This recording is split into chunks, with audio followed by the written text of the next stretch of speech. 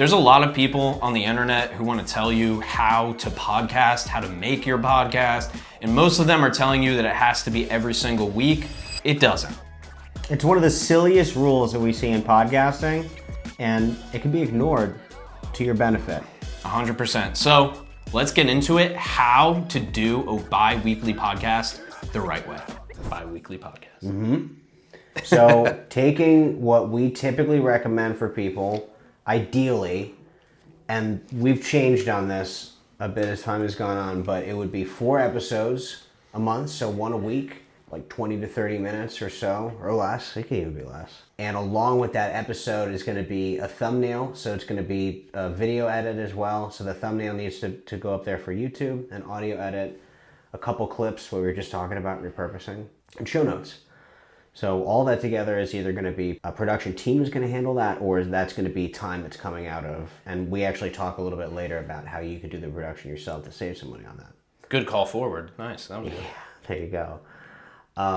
But if you go bi-weekly, let's say you're doing a production team, right? We'll start with that first example. Yep. You're going to cut in half the amount of episodes that you're doing per month to 2. But what you could do to fill that gap is you could still say, I'm going to have 4 pieces of content a week or 4 episodes a week. And from those 2 episodes, you could have a 1-parter and a 2-parter, or part 1, part 2, right? Yep.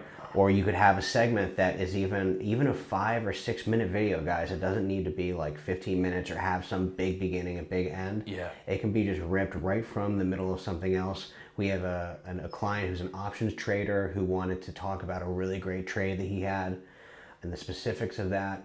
That's a 6 or 7 minute video. And that's one of the best performing ones that he's had in the past like month or so, right? Compared to some of his other like regularly scheduled programming. So the bi-weekly stuff is great because you could still get a lot out of what you're making there. And if you're looking at it and you're saying, hey, I'm paying $800 and I'd rather pay $400, you can still make it work. You can still fill in that gap and you can still water it consistently with that.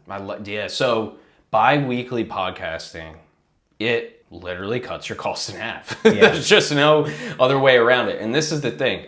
If you're using the podcast as a marketing expense, right? I could see a world where you do two 1-hour podcasts a month and you take the money you were doing to produce those other 2 hours of content and just use it on segments and clips for the first 2 hours. Yeah. Because you got to think how much content is recorded, back to our point, that doesn't see the light of day. Yeah. And then listen, 6 months goes by and you're tired of it. You're not going to go back to it. You're like, I already did that. If 6 months goes by and you're posting every day on social media, you have a ton of new people who never saw that. And so, there's a reason why we say 5 clips per episode. Yeah. It's because you already spent so much time and energy making the damn episode. Yeah. So I think that could be the rule for bi-weekly, which is, am I doing a weekly podcast? Yes. Am I cutting clips for every single episode? No. Why not? Well, I only have 5 to 10 clips a month, or I use, which we're about to get to, use software, or I can't afford to do 25, 30 clips a month. I would argue that in that case, cut the episodes in half. Nobody's going to be knocking on your door. I just talked to a guy who has had a podcast for 8 years and he's starting a business and he's like, I just feel like I have to just keep this thing going every single week, and he's doing all the editing and he's doing everything. And I'm like, even after 8 years, I'm sorry, even if you have 100,000 downloads a month, nobody's going to be like send you death threats because you did 2 episodes a month instead of 4. Right? Yeah. So it's like, this stuff doesn't matter. The stuff that really does matter, we don't really think about. And the stuff that doesn't really matter, that's all we think about when it comes to content. So this is just about like, yes, squeezing juice, yes, saving money. But I really want to pivot it from, because saving money is very like me, us, our business. All of this is to get better content and to get more content out of what you're doing. So bi-weekly, to wrap it up, is a great strategy. Bi-weekly podcasting is a great strategy if you're having trouble creating assets around the quantity of episodes that you're creating. Yeah. It's not the best strategy to cultivate an audience of diehard listeners that you want to tune in every week, because by the nature of bi-weekly, they're not tuning in every week, right? Yeah. So then giving them 2 weeks is giving them a chance to go somewhere else. But I'd say the pros way outweigh the cons, and then you can ramp up. I almost wish I feel like we're moving almost all of our clients like who start. Anybody who says like, what do you guys think about bi-weekly? I feel like we just automatically tell them to just start there. Yeah. I mean, it's a good way to get your feet wet for sure. We're talking about the cost of it too, like the money cost, but I think like even like the time commitment too can get, especially if... Oh my God, yeah. Imagine 4 hours, 4 1-hour podcasts a month is a lot. That's a lot. Yeah, and that's like, even that could even be solo, right? But if they're having guests on too, that's an extra wrinkle that can add some extra work to all. I'd of that, say, right? if you have an interview show and you're using it for your business, I'd say basically just do bi-weekly, man. Save yourself right at this report. Half of the people that we work with, I feel like it's like a time thing where it's like, how can I actually shoot this? Or there's a couple clients that we have that do co-hosted, and that their biggest thing past getting the production in place or paying for that or making sure that they have a budget and they can meet it is actually getting the time to find that they can find that time to get together. I don't even want to talk about the studio, but yeah. So that's what I'm saying is that like you can do like where you could say like, okay, it's not even that I'm going to shoot like a couple episodes. I'm going to shoot 2 hours of content. We've kind of moved to this. It's like a well of content. It's just like I've got 2 hours of stuff that I can choose from. You could even have a video editor and say like, I'm going to pay you for an hour of video editing and I'll just do 2 episodes in that hour, right? Yep. It could be done that way, right? So there's like different ways you can do it where you could say, I'm just going to shoot for 2 hours rather than 4. I'm going to have my episodes be, instead of have 2 40-minute or 30-minute episodes, I'm going to find a way to be really economical about it and have like 10 and 15-minute episodes and then spread that out to address that gap that we're talking about of like, it's hard for people to follow the bi-weekly every other Monday or every other Tuesday. You kind of lose people. Unless the promotion's really great. There's always fringe. That's what I'm saying. But, so especially if you're disciplined when it comes to recording, meaning you really can stay on track and not meander off and, talk about cultural topics. If you could stay on topic, you can easily do in 90 minutes, 4 15-minute episodes. Yeah, that's what I'm saying. Yeah, so 4 15-minute episodes in the same recording, and if you feel weird about it, just change shirts. Or whatever. We don't care enough to change shirts, but it's like, because it doesn't really matter. It's a lot of new people seeing it every time anyway. But yeah, you could do 4 episodes in 90 minutes and have them be super targeted.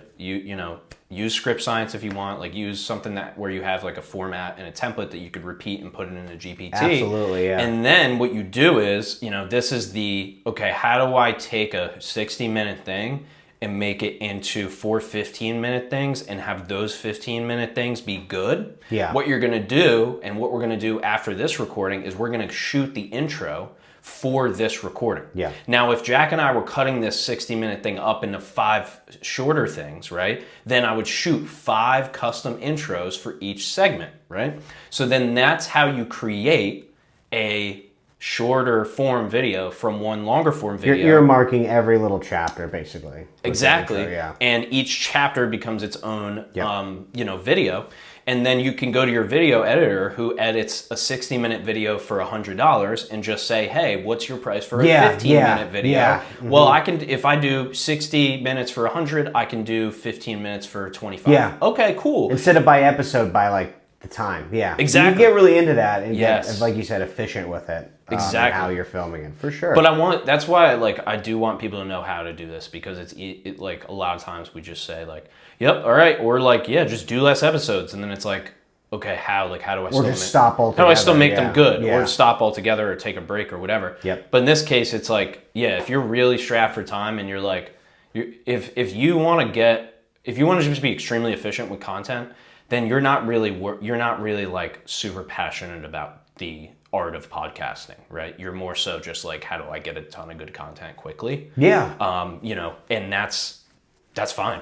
We're totally down with that. Absolutely. That's why we exist. Look, especially if you're doing it like on your own time, on your own dime to promote your business or service, like this is going to be, we're going to treat it like pros. and Yep. less about, as like a romantic thing. And we love podcasting like a romantic thing where you just Yes. have a conversation and chill. And we grew up on that and listening to Joe Rogan as little tykes and then growing up and going in different directions with all that. But yeah, you're right. It needs to become a little bit more serious and more like precise. And you can tell like your video editor will be like, all right, I'm going to stop it right here. And then after that, like that's the intro. Like you can tell them how you can move it around. Like it does not need to be like, okay, I began, and we'll see a lot of times. No, dude, GPT is doing that for me now. Like I have GPT telling our editor where to incorporate the overlays, overlays to incorporate. I'm not the scene direction not doing that. I'm just looking over it after. So like that's the ultra modern, efficient way. What you want to have is two people.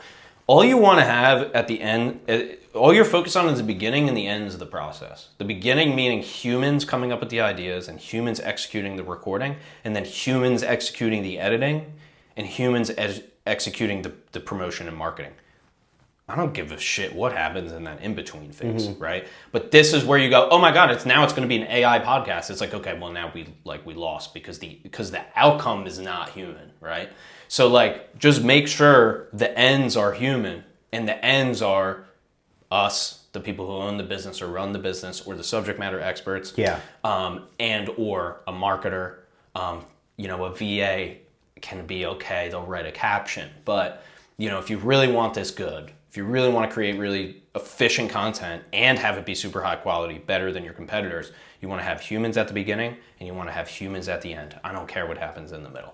So yeah, that's dude, I love it, man. I think this is like, I love seeing where it's like everything is just a sliding scale for content is a sliding scale for everything. Yeah. That's what it is, and that's what all this is now.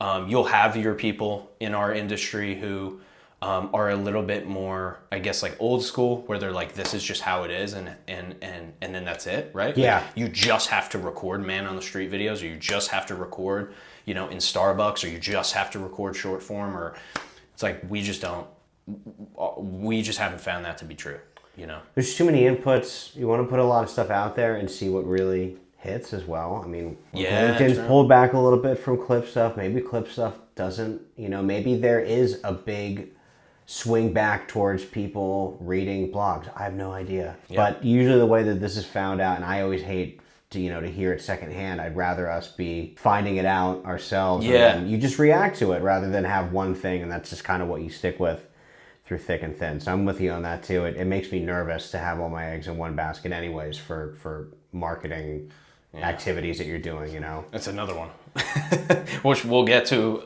in another episode. So now comes I'm recording my content. Yeah. I'm saving money. I'm doing 2 episodes a month instead of 4, but I'm really efficient.